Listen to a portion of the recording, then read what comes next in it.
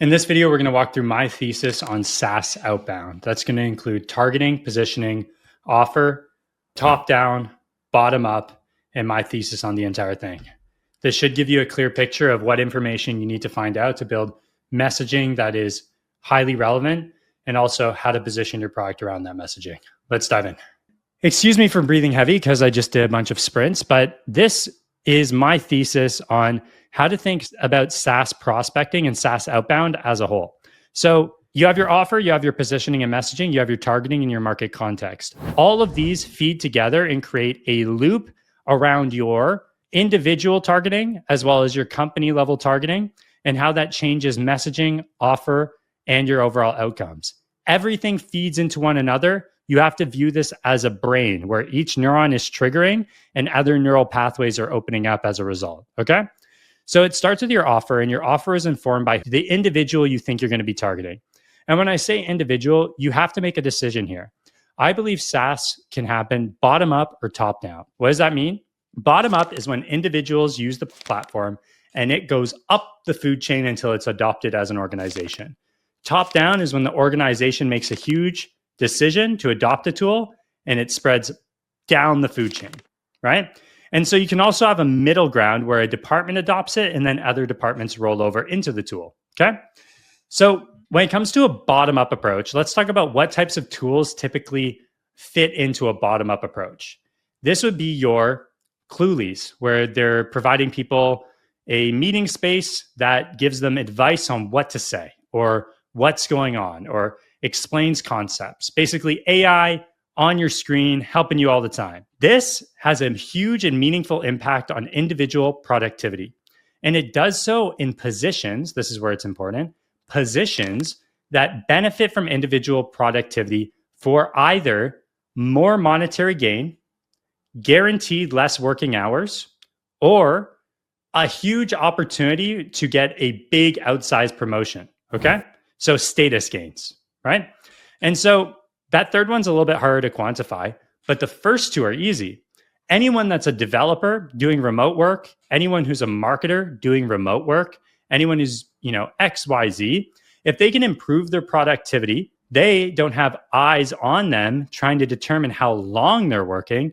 They only have eyes on them to determine how much they're doing. So these types of tools put these individuals in a position where they can save time and benefit as a human being, which makes it worth the $10 to $100 a month for them to gain this benefit. You've got SDRs and account executives buying Clay themselves. You've got them buying prospecting tools themselves, DSET and Lead Finder, phone number enrichments, phone calling tools, verification tools, validation tools. And they're doing this to make it so that they can succeed and excel in their role because they're incentivized to not get fired. So if you have a tool that is cheap or free, that benefits from word of mouth, where someone looks at the performance of an individual, maybe has a performance review, asks questions about what they've been doing differently, because that's what a good VP of sales would do with their sales team, you just might start to see that tool spread towards their team members and up the food chain, just like Slack did in their go-to-market, until it's adopted by the organization. And this should be ideally a tool that slowly begins to benefit from network effects and is used by individual contributors more than it's ever used by decision makers, okay? And so many tools can be both top-down and bottom-up, but it's important to think about it this way because the message you'll send to a bottom, no pun intended, will be totally different from the message on Hinge that you send to a top. As a result, this is going to inform, like I said, everything. Your positioning, your targeting, and the context that you use to talk to these individuals, right? An individual contributor may be much more technical about the specifics in their role. A decision maker cares about the outcomes of those specifics, okay? So when it comes to top-down prospecting, you're going to want to be a tool that has a clear impact on business outcomes that is quantifiable beyond the productivity of an individual. So that means that you need to be able to prove that these time savings and productivity gains down here, or efficiency gains, or never really say reduce staff because no one wants to think about firing people in their department, in my opinion, unless they're like a PE firm. you need to be able to quantify that they actually turn into meaningful outcomes as a business, okay? These guys care about business outcomes related to their KPIs. They don't necessarily care about one person performing better because there's budget in place to continue hiring. Unless they're in significant pain, a big change is a lot of friction, especially if they don't know if it's going to be meaningful to their KPIs.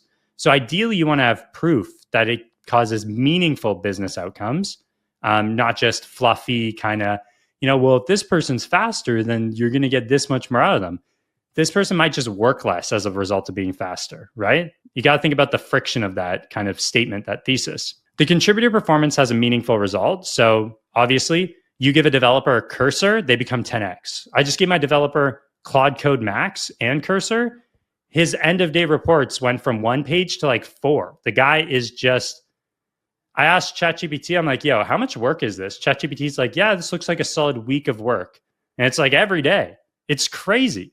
And that's because we gave him a tool that gives the contributor performance has a meaningful result on real outcomes. So development work helps me process things. It helps me automate things, helps me create tools that have meaningful business outcomes. And it must be used by many for impact. So this is where I think like org level, like it being used by more people makes it more of an org level decision. If it benefits from more people using it to make it better, like Asana, like ClickUp, like Airtable, like Clay, like CRMs, you're in a position where top down is going to make a lot more sense. One person using a CRM means nothing. Bottom up won't work. Many things will benefit from both top down and bottom up, and you should experiment with both, and you should even experiment with single department. You can see here, top down, bottom up can be single department, or it can be org, or bottom up can be individual contributors. So how does that affect your positioning and messaging? It changes the way you present the product. One product for a bottom-up approach is positioned around individual tasks that create urgency around this product. For example, if you're debugging for 2 hours a day, or you're junior, right? You're a senior dev, your junior makes a mistake, and you can outsource that mistake to Cursor, and now you don't have to stay overnight or stay late or work your Saturday in order to make sure this, repo gets pushed. You're going to love that. You're going to absolutely love the idea of that, right? So you get to prey on individual pain points, whereas sometimes for decision makers, you don't have that benefit because they don't actually have their hands in the cookie jar, so to speak, right? So how does this inform your targeting? Okay. One of the things you need to keep in mind is market context and the sophistication of the organization you're going after. If you're a vertical SaaS, this becomes really important. If you're a horizontal SaaS, it's slightly less important because you can be a little bit less nuanced with how much context matters at a industry level versus the context that matters at the level of the company, basically. So when you have a vertical SaaS, some of this market context can be used as like a bargaining chip. If every company is adopting humidification for their agriculture, you're falling behind, right? That agriculture vertical is locked in on that contextual piece and that level of sophistication. If you don't do it, you suck. If there's a regulatory concern, that can change market context and market sophistication. If they have to adopt something by a certain time, you have now market contextual urgency towards your solution. And that can be found in regulatory updates, news, SEC regulations, across the board, FDA, you name it. So your market context changes how you present your product. If you are in an unsophisticated market, you're going to have to lead with education. However, unsophisticated markets can have sophisticated individuals. And the way you identify if an individual is sophisticated is based on what they interact with. For developers, their GitHub will show you their level of sophistication, and you can begin to make org level assumptions based on what they're interacting with on a day-to-day and how much. Thankfully, GitHub also gives contact information if you just use an Apify scraper to get it. And their LinkedIn skills and about section will also give you insights into their key focuses, as well as their posts and what they interact with. So that can give you context at the individual contributor level. This context can be used to inform your business level context as well, and vice versa. Okay. So business level context is, hey, AI tools are being adopted, right? Is this a company that's adopting or building AI tools? Well, how many ML engineers do they have on their team? They have none. But if I go and look at their software engineers, how many of them are talking about AI related skill sets? Oh, a lot. And then you put yourself in a situation that even if a company hasn't announced plans yet, their hiring patterns and who's on the team and their skill sets can give you insights into what they care about. A more concrete insight might be, hey, what companies are announcing fundraising, and of that fundraising, what are the key initiatives they want to use that funding towards? Is it expanding an AI ML team? Is it investing into AI workflows? Is it partnerships with certain types of companies, right? They're going to tell you exactly what they want. They'll do the same with the events they're attending and the people that attend those events. They're telling you what they're trying to get out of it. If a company is attending AI related events, they may be looking for specific things at those events. If you sign up for the portal, they'll probably tell you exactly what they're trying to get out of it through like the meet to match systems, right? And then there's hiring. If a company is hiring for cloud FinOps and in the description it says you need to control our spend and budgeting on cloud, there's an excuse to send information around a software to the key decision maker or to one of the fresh hires to help them potentially either bottom up or top down. And you can see how these things can affect both sides of the equation. However, I will say company level initiatives trump individual kind of intent.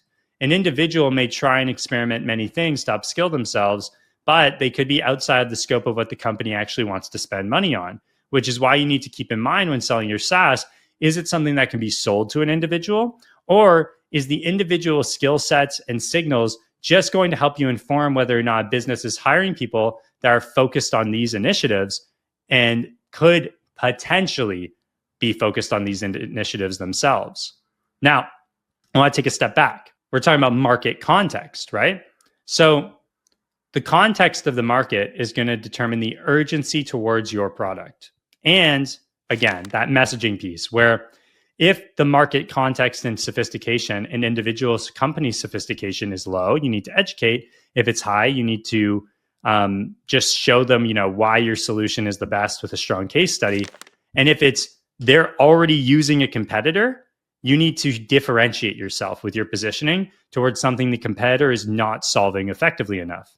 So if you're in a position where you're Cluely, you may want to go after every organization using Fireflies because Fireflies isn't giving you that feedback on the fly, right? For instance, if you're a teaching tool, you may want to go after specifically companies using other teaching tools that do not solve for, it's a signal to do more research is what I'm going to say here as a preface. So you may go after all those companies, map them, they're using this, Magic Scribe. And you're going to say, okay, these guys are sophisticated enough to be adopting AI tools. That's a huge plus because a lot of within your market context, maybe only 20% of companies do. And if you reached out to all of them, 80% of your messages would likely fall on deaf ears if you were assuming that they're sophisticated enough for that message. And the other 80% really just needed to be educated and shown the possibilities, right? They need a poke the bear question to change the way that they think about these things. Whereas, by the way, I'm absolutely rambling here, but I'm loving this shit. I'm just absolutely fucking riffing. So if you got, and this is all off the top of my head, to be clear, if you've got, that company, they're sophisticated, and then you find out, hey, why don't we do more research? Why don't we identify if these companies or these education centers in these locations recently had funding cuts? And maybe those funding cuts are towards features that you solve and they don't. So all of a sudden, they lost this funding. It's causing a gap. Teachers are pissed off, right? But your tool replaces that funding gap for 100 times cheaper, and it's better than XYZ that they're already using. It becomes a lower lift, right? Because they're not adopting something entirely new. They're pivoting to something similar but more effective, right? Changes things. Of course, there can be underlying friction there. Another thing might be, what are they integrated with, right? What are we integrated with? And how can we use that as a technographic filter? So the tech people use and the tech people adopt can create huge lift towards whether or not you target them. For instance, if you are HeyReach, you may want to automatically go after people that are already doing cold email, right? It's low lift to say, hey, why not open up a new channel, right? You could sell a new service, right? So, or, CRM users, for instance, and maybe HeyReach integrates with only HubSpot. So you go after HubSpot people, right? I hope this is making sense. So in my case, my company that I'm working with integrates with Databricks. And so Databricks highlights this company as being extremely good. And it's like, hey, not sure if you saw about the integration we're doing with Databricks, noticed you're using them. It's going to help you do XYZ. Did you want a full breakdown how you can try it out on the house in Databricks? Probably I would, right? Or if you're already using Databricks, forget X and Y. This is the easiest way for you to do Z, right? You're creating a much lower lift message that gets directly into what they're thinking about and the current context of not just their market, but their business. Same goes for that competitor one. Everyone using Fireflies, you should use Cluely. It's just better, right? They've already adopted one tool. It's not a big lift to switch the meeting recording tool you use. And maybe as a result of finding out that this market works, we say as a business, let's create a data port from Fireflies straight into Cluely so they can have all their old meeting data show up, right? And so that's beginning to reinforce what you do with your product. Maybe you identify that individuals want to use the product, so you open up a new plan for them, or vice versa, right? And so this is where you have holistic market intelligence that informs everything you do as a business, because your outbound can be the crux of how you position your market, how you change your products, features you implement, and integrations that you target, right? Same thing goes for complementary tools. If someone is using something or building something, for instance, if you help detect hallucinations and someone is already building in Work and Benchmark, which is an enterprise AI platform, you can make an assumption that these people are likely doing things that are complementary to your tool, right? They're working on things that open up a need, a gap for your tool. And this is where prospecting, you can see I haven't talked about industries anywhere here. This is where prospecting transcends industry. And so the takeaway that you should have from here is, one, if you're trying to do tech lookups, try a platform called publicwww.com. It's going to give you really cheap tech lookups. And I've leaked my API key, so I'm going to have to refresh that after this call, which is hilarious. Do those tech lookups, find out who's using tools, and see if it's complementary. If you want to go after competitor users, you can go after lookalike followers or tech lookups. If you want to go after people using your integrations, maybe you go after people interacting with courses in groups on LinkedIn. And basically doing this upfront research of who is thinking about your tool and who is already in a position where adoption makes sense beyond industry, beyond firmographics, you can put yourself in a position where you can send a message where the list becomes the message. Okay? So yeah. If any of you need or have questions on this, shoot me a DM on LinkedIn, leave a comment below. Feel free to share anything you're working on and how you think you can apply this to it. I love to just riff on things. And if you need go-to-market services and want to experiment on things like this for your business, just book a call below.